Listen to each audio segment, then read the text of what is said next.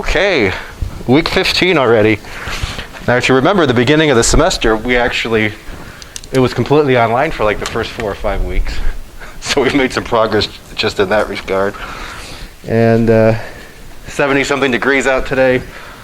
This is the last real day. Next week we have the final.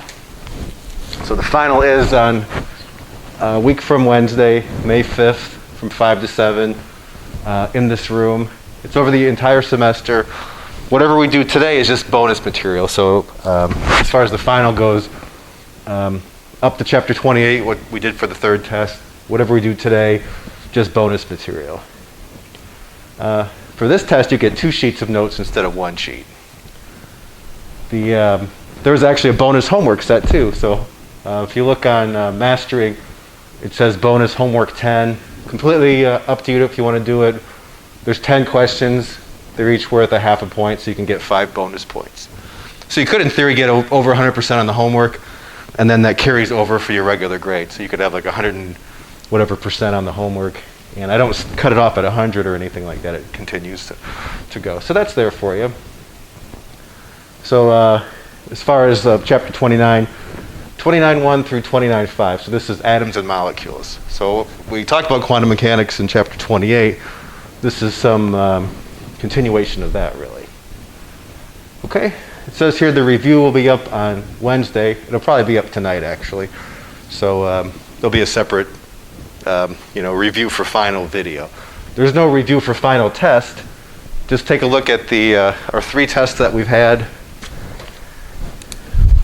So we've had the 3 practice tests. Take a look at those. 3 actual tests. Take a look at those. The review spells it out in more detail. Go back through all the homeworks if you have time. There's a lot of material. This test, more than the other ones, it's not a real deep test. It's more of a broad test. If you think about it, this test has like 20 to 22 questions. I haven't finished it yet. Something like 20 to 22 questions, not including the bonus. So at most, not sure what happened there. At most, there's 2 questions per chapter. So it's very general. Okay. The hard thing is it's also very broad because it's over the entire semester. Okay, good. So between the practice tests, the actual tests, the homework, I think you would have seen almost all of those questions in one form or another on the final. So if you go back through all that material, there's a lot to go through, but if you go back through that, you could probably find from the actual final a very, very similar problem on the actual, from the reviews or the actual test or the homework. Okay, we got a lot of time, really. It's 9 days away or something like that. So maybe take a couple of chapters a day or something like that, however you want to work it. Do it all the night before, it's up to you. That would be hard to do in physics, though, right? Try to learn all that in one day, or review it all in one day. Okay, good. Any questions on this? So I think once you see the final review video, maybe you'll have questions then. Don't forget my email address. We could set up a Zoom meeting, whatever you want to do. gbricker@pnw.edu. Okay, good. So you'll see me with the mask on, obviously, right now and during the test, but hopefully that's the last time you see me with the mask, right? Hopefully in the fall, things get back to normal. Quotes. Okay, so I gave you back exam 3. Let me talk about a couple that I thought were the most difficult, and then if you have questions on some of the other ones, we could look at those as well.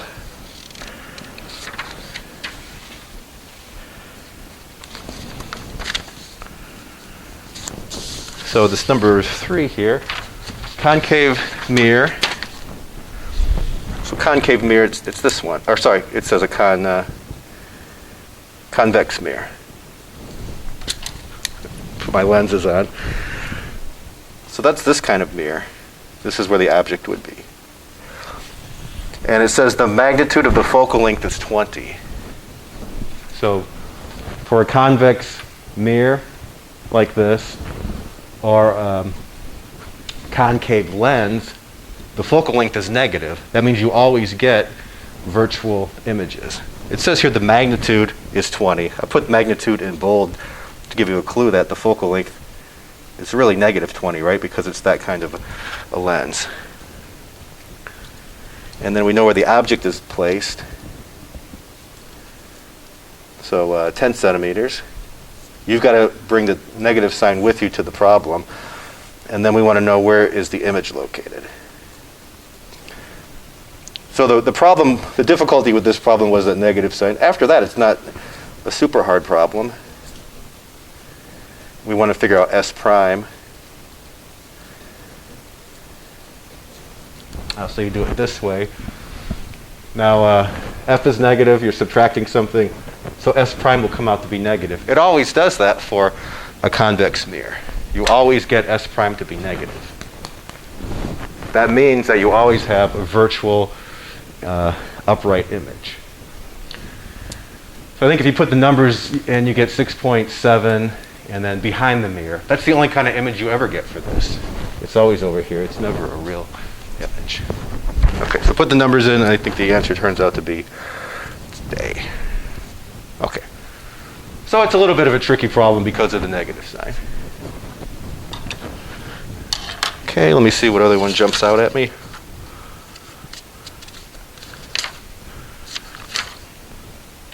The thin film. I almost wish I would have collected the formula sheets just to see what people put down for like their thin film section on there. So this one has, it's this situation. A puddle of water has a thin film of gas floating on it. So the index of refraction of the gas is 1.4. Here there's water, 1.33. Up here is just air. I'll just put 1 or something like that. And then we know the wavelength of is 560 nanometers.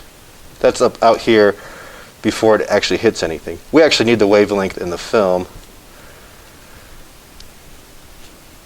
So if you do that, I believe you get like 400 or something like that. Let's see. I think it's 400. Okay, good. Okay, so whenever you do these, first thing to identify is it constructive or destructive interference? And it says, let's see what the wording is that tells us it's constructive. So to see a bright reflection, so you're actually seeing it, so it's not destructive, it's constructive, you're actually seeing it. Okay, that's the first thing. We've determined that it's constructive interference. And then you have to look at the individual indices of refraction. 1, 1.4, 1.33. So the film is the largest of those three values. So whenever it's the largest or the smallest, this is the formula for constructive interference. Because it's the largest or smallest, this is for constructive interference. Oh, spelled it wrong. Constructive. Why is it this formula for constructive? It's because this is the largest of the three values.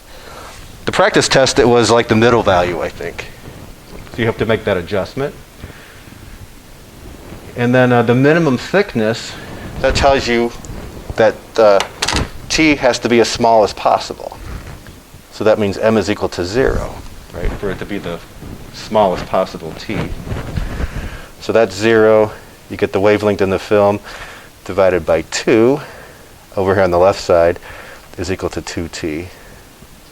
So then t is equal to the wavelength in the film divided by 4. I put this 2 over here.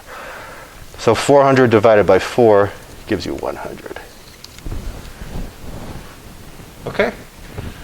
So similar to the practice test, but not exactly the same. You had to really determine, look at the indices of refraction, determine what you have here. Okay?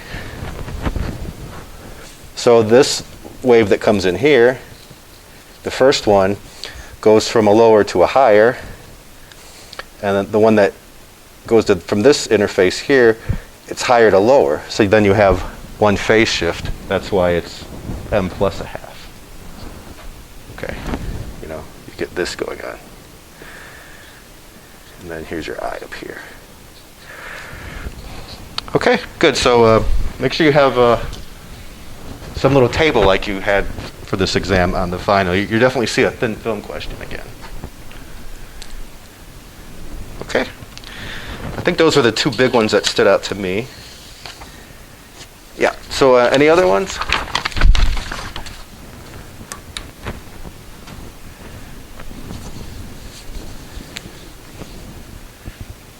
If nothing stands out right now, we can you can shoot me an email or something.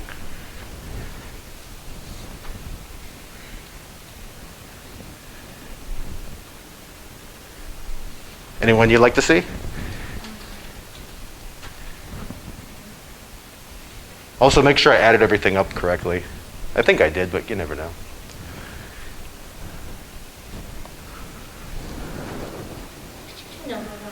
Sure. So for what wavelength does 100 milliwatt laser, so what wavelength of light does a 100 milliwatt laser deliver 1.6 times 10 to the 17th photons in 1 second? Okay? So the idea with the wavelength here is, depending on the wavelength, there's going to be a certain amount of energy. So we want all of this, the individual energies of all the photons to add up to 100 millijoules per second. I think probably the way to see this the best is to just do it like this. 1.6 times 10 to the 17th photons per second times the energy of one photon, and this is going to be hc over the wavelength. So if you take this many photons, the energy for one photon, that has to equal to 100 to the minus third joules per second. Let me hit the focus button real quick. Okay, that's definitely worse.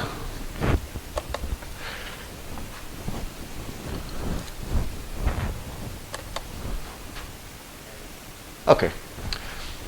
Good, so I'm taking the amount of photons per second, multiplying it by the energy, hc over the wavelength, that's the energy for one photon. That'll give me how much energy I have per second. And I know that has to equal 100 milliwatts, so 100 to the minus third. Instead of watts, I put joules per second, just to really emphasize what we have here. Then the only thing that we don't know is the wavelength. You know, H is a constant, C is a constant, we're just looking for the wavelength. So let me move the wavelength to the right side and the 100 joules per second to the left side. Photons per second divided by 100 to the minus third joules per second. So I've moved that over here.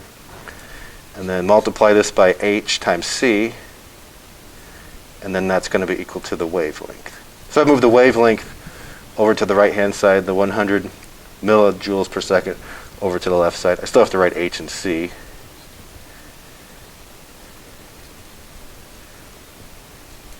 And then the speed of light also. I'm running out of room. Times 3 to the 8th meters per second. And then that'll give me the wavelength. Okay, so the seconds cancels out. There's a joules times the seconds here. The joules cancels out. There's this is joule seconds. And there's a seconds here. So the seconds cancel out. And then you're just left with however many meters.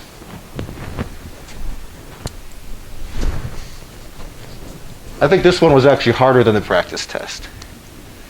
I think the practice test, I gave you everything and how much power do we have. Here you have the power, then you got to work backwards to figure out the actual wavelength.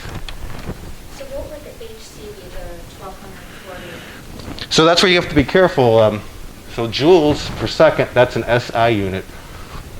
If you just did HC in electron volt nanometers, you know, for some problems that's good to use 1240 eV nanometers.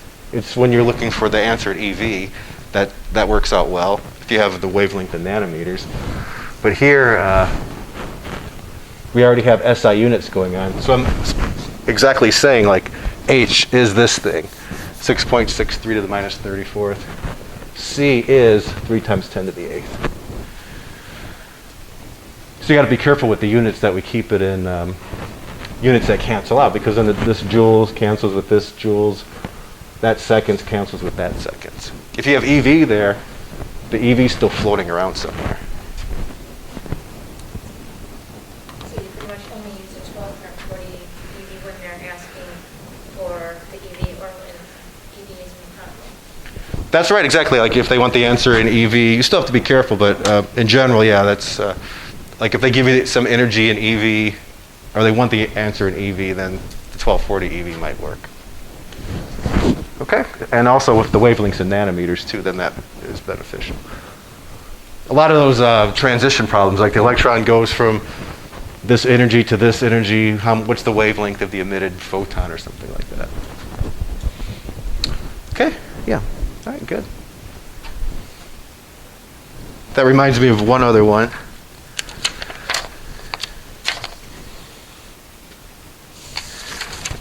So for example, this problem, number 6, the difference in energy is hc over the wavelength. So here, this is good to use 1240 eV nanometers. That's h times c. Just be careful with the wavelength. This is 5.56 micrometers. If you want to put the wavelength into nanometers, then you can get the nanometers to cancel out. So you have to be careful with that. If you wanted to write this to the minus 9th, you'd have to move the decimal point over 3 spots. Right? You've got to make it, this is to the minus 6th, nanometers is to the minus 9th. So if you're making this one smaller by making it nano, then you have to make the number 1, 2, 3, 10 to the 3rd bigger. Because you made this smaller by making it nano. So you got to make this number bigger. And then you could take that and put it in here.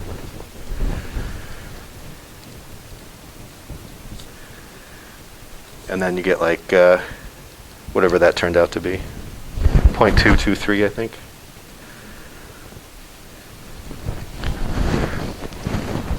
Now, if you don't want to do this in 1240 eV nanometers, you could just do everything in SI units, get the answer in joules, and then convert joules over to EV. 1.6 to the minus 19th joules is 1 EV. So you never go wrong just leaving everything in SI units, and then if the answer needs to be converted to EV, you can do it. Or if you feel comfortable with it, you could use it like this, just, gotta really watch the units. Okay. All right, excellent. And then everybody got number 7, right? Because it was on the test twice. Okay, any other ones?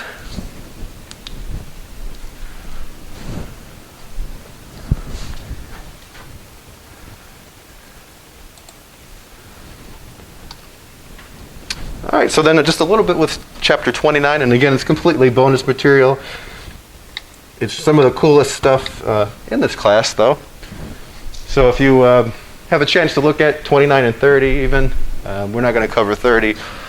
You should take a look at it because it's really interesting stuff. So atoms and molecules. So this is actually at CERN. It's a 14,000-ton camera the size of a 4-story office building that surrounds one section of a collider, takes 40 million pictures every second. So this is actually, I think they're working on a new one. I'm not sure if it's out yet.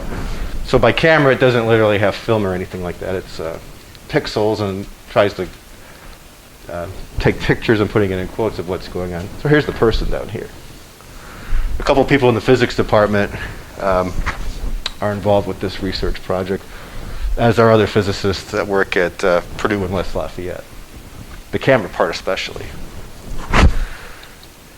Okay, so the goal of this chapter is to use quantum physics to understand properties of atoms, molecules, and their spectra.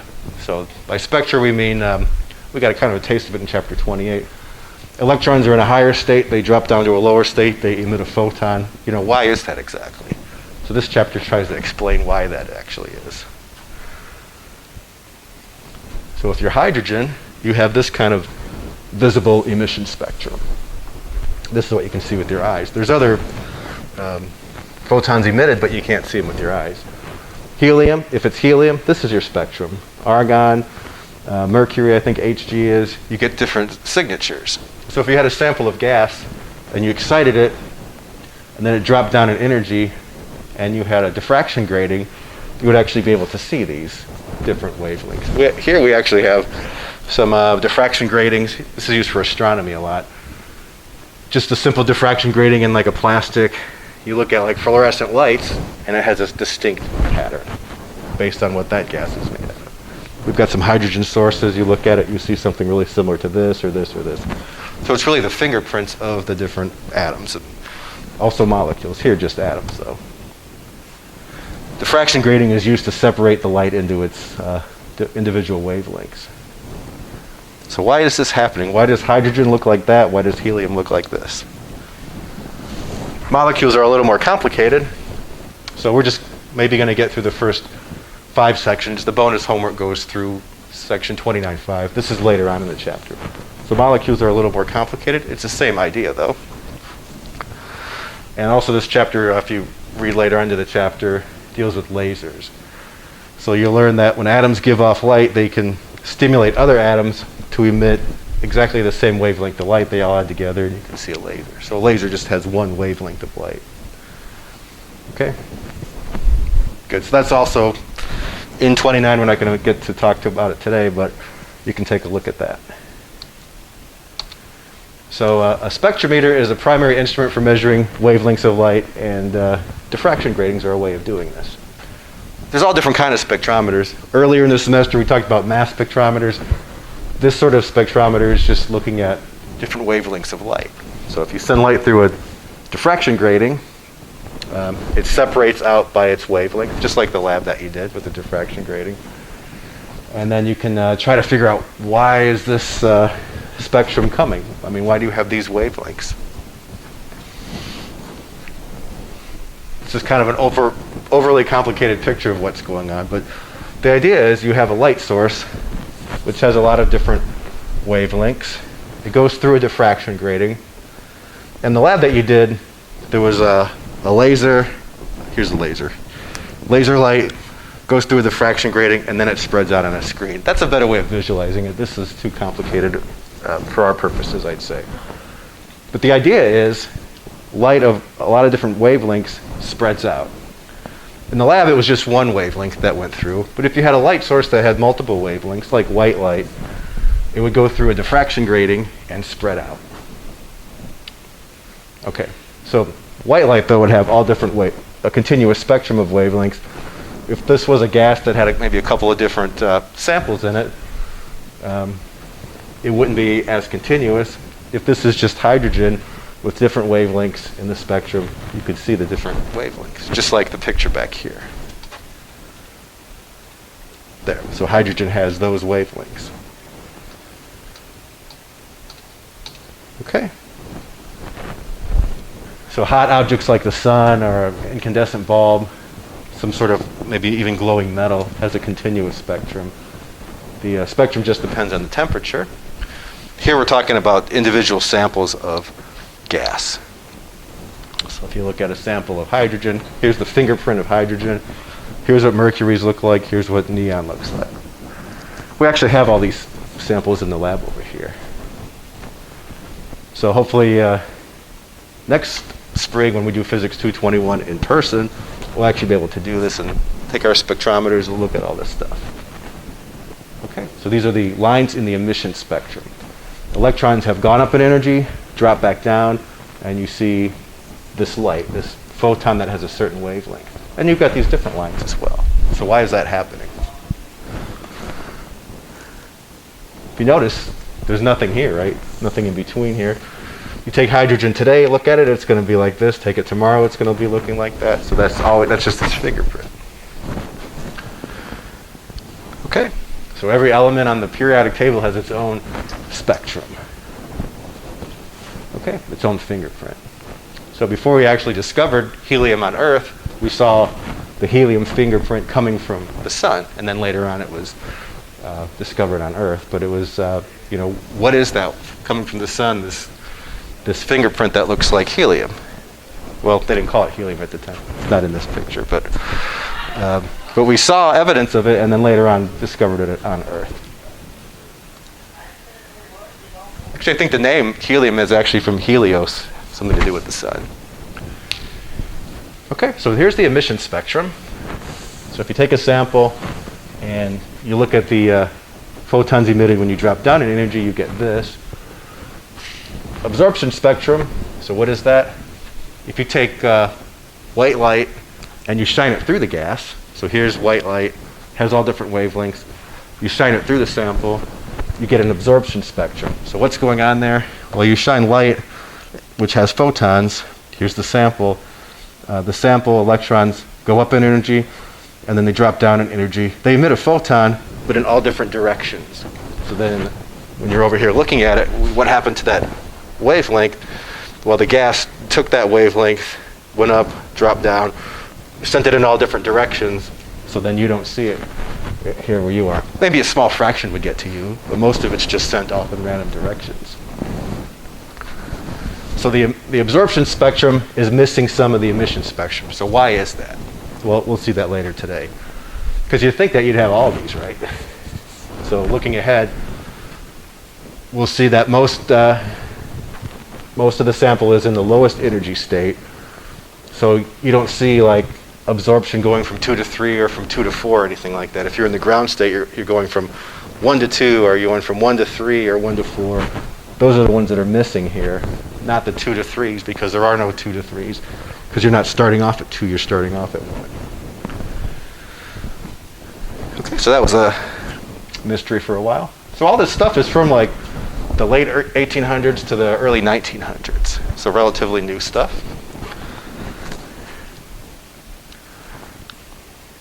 Okay, so here's the white light, all different wavelengths. It goes through the sample, and then you would expect to have all of the ones that are missing similar to the emission spectrum, but you don't for the reason I said, because you don't have anything really starting in 2 and going up to 3. It's all from the ground state up and back down, emitting in all different directions.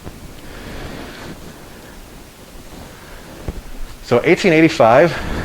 My house in Valpo was built in 1849, so my house was already there for like 36 years before this happened. So when I say recent stuff, I mean, it's in the time frame of my house.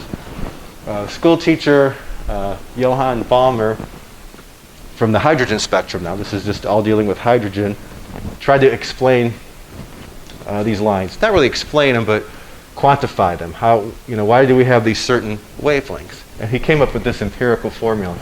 This is completely just based on the data. So 91.1 nanometers, that's what's in the top of the formula. 1 over 2 squared minus 1 over n squared, and then n is 3, 4, 5, etc. So when you plugged in 3, you get a number here that corresponded to one of the wavelengths in the Balmer series.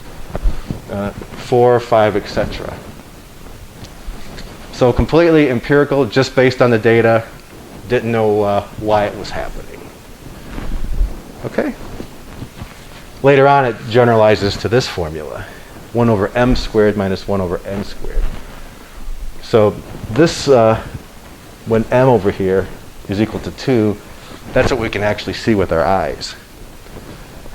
When this m is 1, that's all actually in the ultraviolet. We can't see that with our eyes. We can detect it with different instruments, but it's not visible light. So this is the visible light that you can see in the Balmer series. Have you heard about that series from chemistry? So some of the stuff we do today will overlap with chemistry, how shells fill up and stuff like that. It all goes back to quantum mechanics. The S, P, D, F shells, have you heard of those?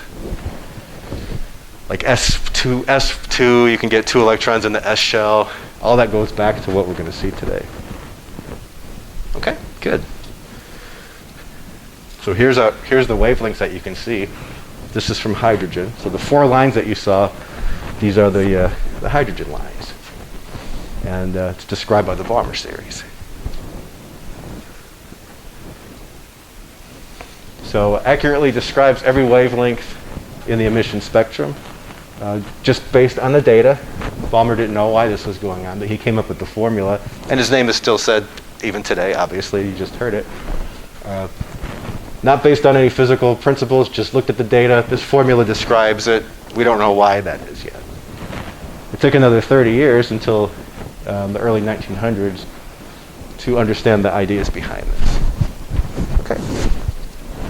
From what we did later or earlier in chapter 28, those only allowed energy jumps, just the quantized nature of energy, that's where it's going to actually come from. So before you can get there, this is kind of a little bit of a history lesson with atoms going on. To us, it seems silly maybe that they thought of atoms like this. 1897, J.J. Thomson discovered the electron. The mass is much smaller than the mass of the atom. So he thought the atom consisted of negative electrons, kind of in this raisin cake model. Here's a positive charged sphere. There's electrons in there. It seems funny to us, doesn't it? When you think about it, because maybe because we've seen it for such a long time. It's an electron with protons and neutrons close together, electrons orbiting it, but they didn't know that at the time. So Thomson, his idea was this. So they had to test it, see if it's true. So Rutherford, who was actually a student of Thomson, discovered uranium crystal emits beta particles and alpha particles. So beta particles turned out to just be electron.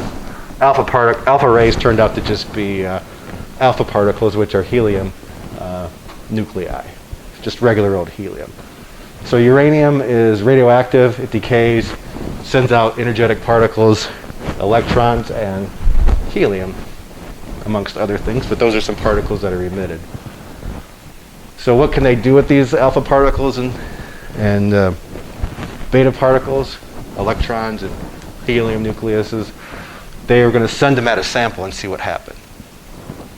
So they're emitted from the decaying uranium. They're going to control where they're going to go and see what happens. So they're going to send them through some samples and see if they go right through the sample. So if a helium goes right through this raisin cake model, it'll be deflected a little bit this way or that way because of these charged protons. But basically, helium should just go flying right through there, right? With a little bit of deflection because there's not a concentrated amount of protons in the center. It turns out that's not what happened. So Rutherford set up an experiment using this decaying uranium and sent some high-speed particles through just this little foil of gold. Okay? Kind of like this. Here's the radioactive source of alpha particles. The lead blocks to just block the ones that are going at certain angles. We just want the ones that go right through. So this sample just decays on its own, and we're going to try to get some of these helium to go through gold. Now, if it was the raisin cake model, they would just all go right through, and they wouldn't be deflected at all. That would be sort of proof that the Thomson's model was right. But that's not what they saw. They saw most of them going right through, but some of them would bounce at different angles. So why is that? Okay, so if this is the Thomson model, they would be deflected a little bit because this is charged. Positive charges don't like to be by each other. They would deflect a little bit, but they wouldn't go at really huge angles, which is what really happened. So that would happen if there was a nucleus here that was where all the positive charge and neutrons were centered. Then you might actually have this happen. Positive charge, getting really close to each other. They don't like to be by each other. It's something called Rutherford scattering, actually. So this would scatter off at some kind of angle. This is what they actually saw in their measurements. So after the initial Thomson model, Rutherford's model won out. Okay? Just think of the time, like the early 1900s or late 1800s, taking uranium, having it go through a foil of gold and measuring this stuff. They measured it because when it hit the screen, it would light up. And you could see where it was actually hitting the screen. Okay? So the scattering of large angles told them that there's a massive positive nucleus that was actually making these things bounce. I say bounce off, it's the electro-repulsive force between the positive nucleus and the positive alpha particles. Okay? So there's a dense nucleus and a bunch of free space. That's where the electrons are located. Okay? So the atomic number of an element indicates its position in the periodic table, as you know. Starts with hydrogen, goes up from there, helium's next, etc.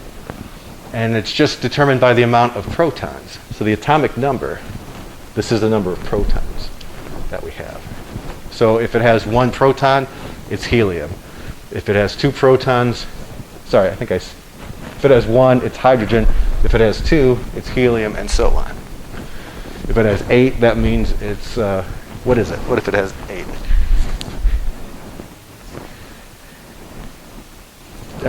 Turns out to be oxygen. Okay, and so on. You know, carbon has 6 protons. Okay, so here's neutral lithium, 3 protons, 3 electrons, it's neutral. If you lose an electron, positive charge, lose 2, positive 2. Okay? Again, it's lithium because it has 3 protons. Okay, so proton's charge, as we saw earlier in the semester, equal to, just opposite of the electron, and it's much more massive, 1,800 times as massive. So protons are bound in the nucleus together with the nuclear force. Electrons are in the shell going around, they're easier to remove. Good thing they are, we wouldn't have electricity, right? So scientists realized that the sum of the masses of the protons and electrons didn't add up to the mass of an electron. So later on, if you think about it, 1932, that's even less than 100 years ago, that's when the neutron was discovered. So the neutron's involved in actually holding the protons together in the nucleus, right? Those charges don't want to be close together. What's keeping them there? It's a nuclear force, and a neutron's involved in that. Plus there was some missing mass, and it's attributed then to the neutron. Okay, very good. And neutrons are neutral. Okay, good. So the nucleus contains Z protons plus N neutrons. The nucleus also has something called the mass number, which is the number of protons plus neutrons. So you could have, say, helium. It's helium and it has 2 protons, but you could have a helium that has 2 neutrons. You could have a helium that only has 1 neutron. Those are isotopes of each other. So they're still helium because they have 2 protons, but they're different varieties of helium. Some are stable, some are radioactive and don't like to be in that state and will decay. So regular old carbon has 6 protons. Regular carbon has then 6 neutrons. So carbon-12, that's regular carbon, it's stable. In our bodies right now, we have carbon-14. So still 6 protons, but 8 neutrons. So carbon-14 is radioactive, it decays. We're fine, right? I mean, when we eat food, part of it's carbon, and there's a certain percentage of carbon in the environment. So we're always taking in carbon-14. So we have like a stable amount of carbon-14 based on our diets. When we die or trees die, different things like that, you're not taking in food anymore. So carbon-14 in your body gets less and less and less as it decays. So that's how they use carbon-14 for dating things. You have a certain amount now when you're alive, but that gets less and less and less as the amount of carbon-14 decays to something else because it's not stable. Okay? Good. Oh, so here's another picture. These are isotopes of each other. So isotopes just mean different amount of neutrons. So helium, again, it's helium because it has 2 protons. This is regular old helium. This 4 number means 2 plus 2. 2 protons plus 2 neutrons. This helium-3 is, again, it's helium because it has 2 protons. This number 3 comes from 2 plus 1. Okay? So a lot of research goes into different decaying of isotopes. Even in West Lafayette at the place called the Purdue Rare Isotope Measuring Lab, they measured different isotopes. Carbon-14 is one of them, beryllium-10, all different sorts of things, 5 or 6 different ones. Manganese, iodine, different things like that. The Japanese send some of their iodine samples over from their reactors, actually. They can tell what's going on based on how much stable to isotope they have. Okay, so lots of research going on with isotopes. Okay, so Bohr's model kind of built on what Rutherford had come up with. So according to Rutherford, if it's just an electron going around the nucleus, it's going in a circle, so anything going in a circle is accelerating. It turns out that accelerating charges radiate away energy, so in a short amount of time it would actually end up in the nucleus. But that's not what happens. So something else was going on here. So Rutherford was a good start, but it didn't explain everything. It didn't explain why electrons didn't spiral to the center. So that's where quantum mechanics comes in. So a lot of what you're going to see with Bohr here is taking classical mechanics that we've done earlier in the semester and then kind of mixing that together with quantum mechanics. There was no reason for them to actually do that at the time, other than they try to explain what happened. Let's just try this out, see if it works. And then a lot of it actually stuck. So in 1913, Niels Bohr proposed a new model, and he quantized the nuclear atom. So the electron can only have certain energies, certain radii, certain speeds, certain angular momentum, all this stuff. Just to try to explain what was going on, they decided to try to quantize it and see if it worked. So the why it works, nobody really knows, but we have models to explain the behavior of it, make some predictions based on what's going on. Okay, so Bohr's model, you can only have certain orbits and certain energies. So it looks sort of like maybe what you're more used to. So particular arrangements of electrons are in stationary states. You could either only be at one level, or another level, or another level, nothing in between. So we started to see that with the last chapter, actually, a little bit. So you can only have certain energies. So here's the ground state, n is equal to 1. Then you can have another state. So this is the idea of, if you go over to the tech building, if you walk up the steps, you can only have certain amounts of gravitational potential energy. That's what quantum mechanics is all about. Now you could take the ramp up, but that's not consistent with quantum mechanics. That's where you can have any energy you want. Quantum mechanics says you have to take the steps. You can only have certain amounts. Okay, so this is the ground state. These are excited states. So you can see these are both down here. This one's up here, up there. You even have the n is equal to 3 state. How could this happen? Lots of different ways, but what we've experienced so far in the semester is light comes in, you grab onto a photon, you go up in energy. And that's one way that this could actually happen. Okay? When you drop back down in energy, which is going on here, that's when you would actually emit a photon. So that electron up there was in an excited state, drops back down, emits a photon. You can absorb a photon also, go from here to here. So you have to absorb a photon with the exact amount of right energy for that to actually happen. So when we did optics and stuff like that, thin films, we didn't have a lot of intuition for that, right? You can't just think of that stuff. This is even to the next level of lack of intuition. Although some of the stuff we'll see today does rely on classical electricity and magnetism, and then meshes it together with quantum mechanics. If nothing, it's really cool, I think. Okay, that's why I wanted to make sure we actually got to this section. Okay, so you could grab onto a photon, go up in energy.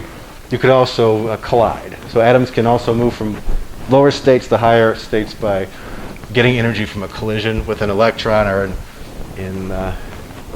or another atom in the process. So you could kind of send some particles in. They literally collide and knock them up to a higher energy state. Same thing happens on the way down, though. You can emit a photon.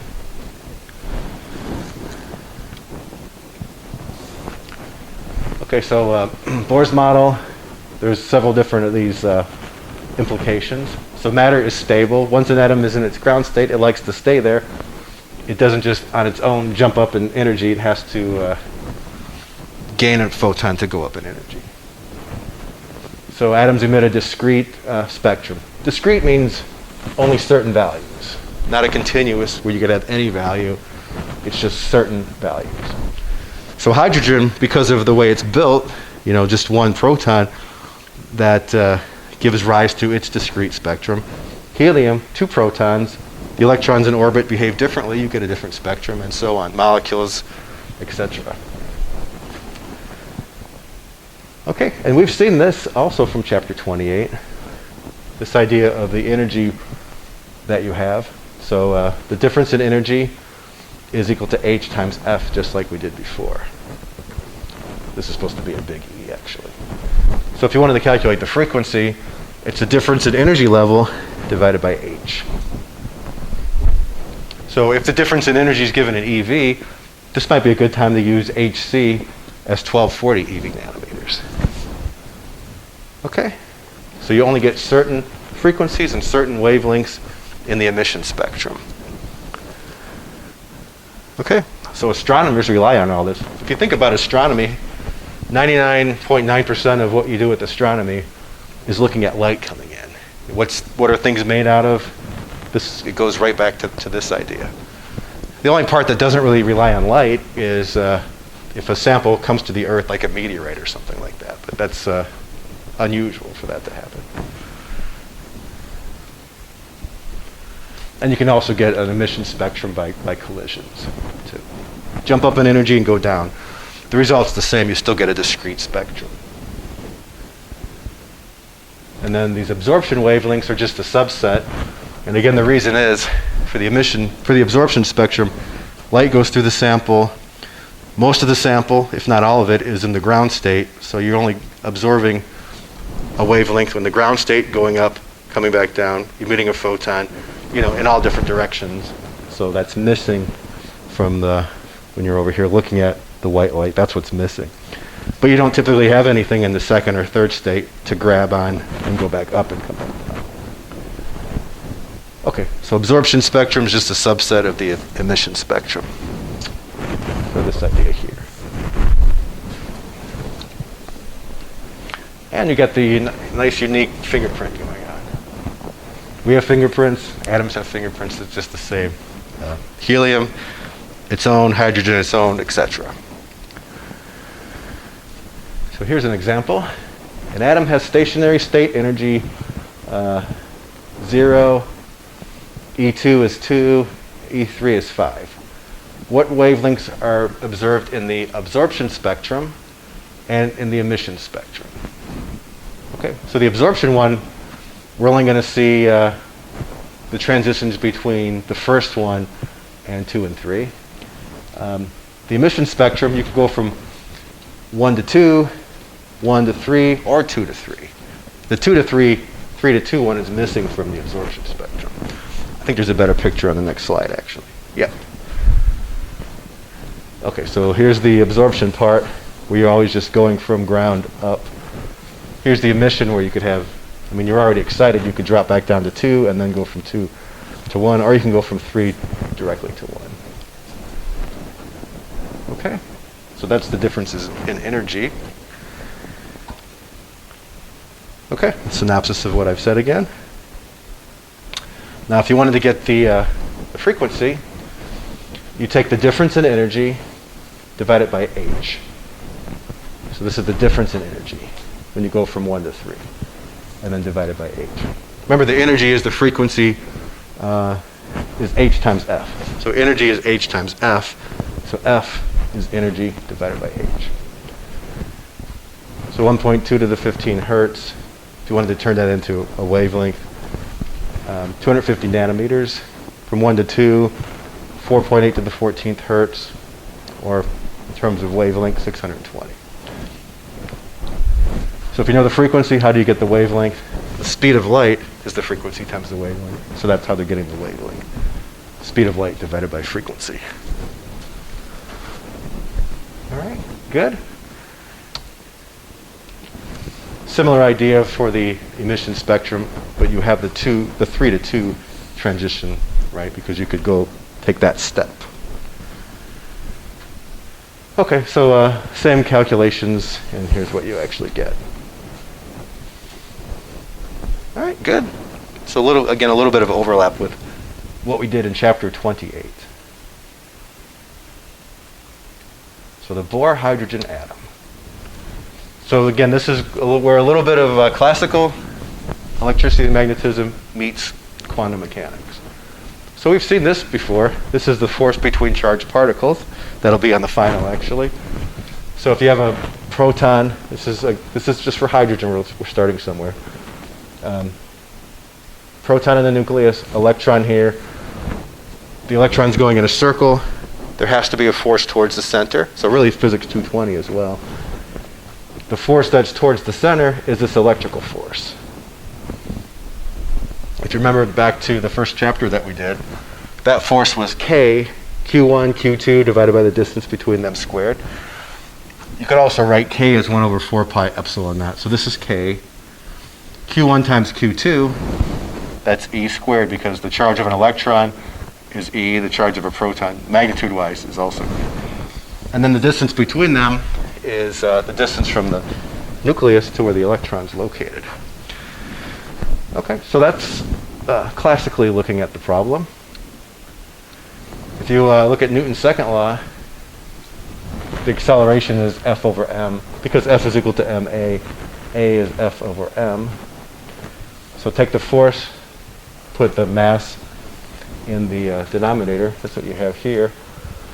This is centripetal acceleration, which is v squared over r.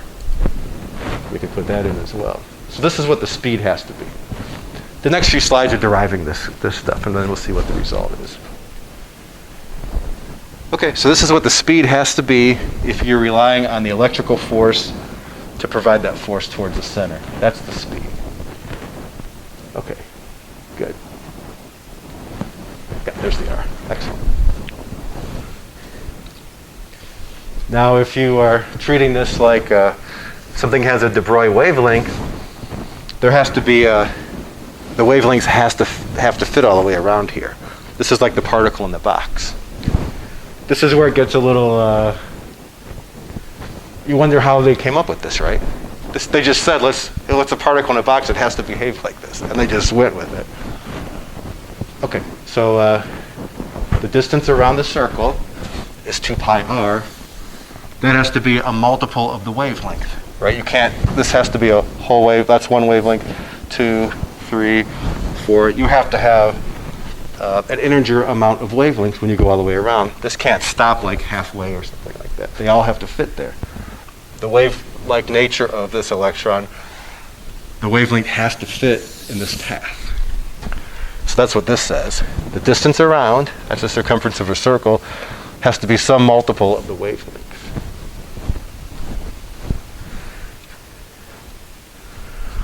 Okay? So from the other screen, the distance around has to be n times the wavelength. What we saw in chapter 28, the wavelength is h over mv. We had the problem on the test, actually, the wavelength of a basketball or something like that. So you can plug this in for the wavelength, solve for v, plug in this part for the wavelength, solve for v. This is what v also has to be. That's looking at it quantum mechanically. So the electron can't have any speed. It has to be a multiple of h over 2 pi mr. That's what it has to be. Then we can take those two ideas, classical physics and quantum physics, and mix them together. Before we do that, though, I know we're making progress now because I don't know if you've ever seen this symbol before. This is called h bar. So it's instead of writing h over 2 pi all the time, I think I told you before, physicists are lazy. They don't want to write more than they have to. H bar is just h over 2 pi. So wherever you see a h over 2 pi, you could replace it by h bar. this or this isn't more correct. This is just saving you a little bit of time in writing it. Okay, so it's an h with a line through it. So you can take h over 2 pi from the previous page and plug it in here. So the speed has to be n h bar divided by m r. So if you literally took h and divided it by 2 times pi, you get this number, 1.05 to the minus 34. Or if you want to do an EV, it's this amount. So the speed has to be this. Okay, and then you can take the classical mechanics, that's this. That's got to be equal to quantum mechanics, because it's the same V. We're just describing it different ways. They have to be equal to each other. Okay? Good. One of the m's actually cancels out. Solve for r, you get this value for r. These are the certain orbits that you have to have, the certain radii. So when n is equal to 1, it's 4 pi epsilon naught h bar, mass of the electron, charge of the electron squared. And n is just an energy again. So when n is equal to 1, you get something called the Bohr radius. You might have seen this number before. 0.0529 nanometers from chemistry. That sometimes you see the Bohr radius. Okay. So all the other radii are just going to be multiples of this. This is when n is equal to 1. So when n is equal to 2, it's going to be 4 times as big as this. When n is 3, it's 9 times as big as this, if you plug it into that formula. Those are the only allowed radii that the electrons can orbit at. Okay, so the multiples of the Bohr radius. Okay, so this is all for the hydrogen again. Intermediate values don't exist. You only have those certain discrete values. So quantized means only certain ones.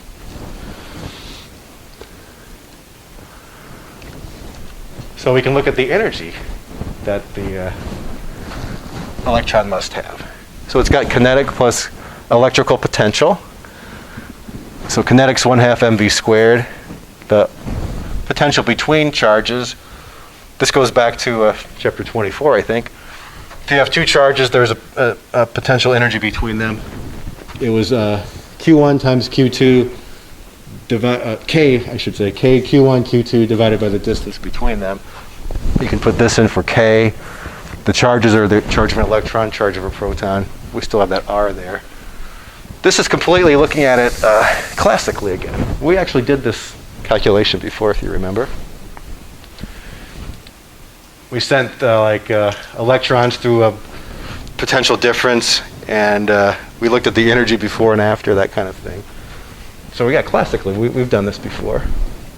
But if you put this quantum mechanical constriction on, that you can only have certain V's, you could take this classical treatment here and modify it. And that's what's being done here. So these are the only allowed speeds. This is in general what you have. Take the allowed speeds and throw it in that equation up there. It gets kind of messy when you do that, but it can be done. I've done it before. So 1/2 mv squared, put this thing in for V. Here's the electrical part. It cleans up nicely, actually. We'll see in just a minute. And you get this for the energy. When n is equal to 1, you get this. Maybe you've seen this before, this number, 13.6 eV in chemistry. Sometimes yes, sometimes no. That's the ground state energy, magnitude-wise, of hydrogen. The other levels are multiples of that. So ground state is minus 13.6, and then it gets higher after that because it's less negative after that. Okay, so negative 13.6. When you put in 2 squared is 4, so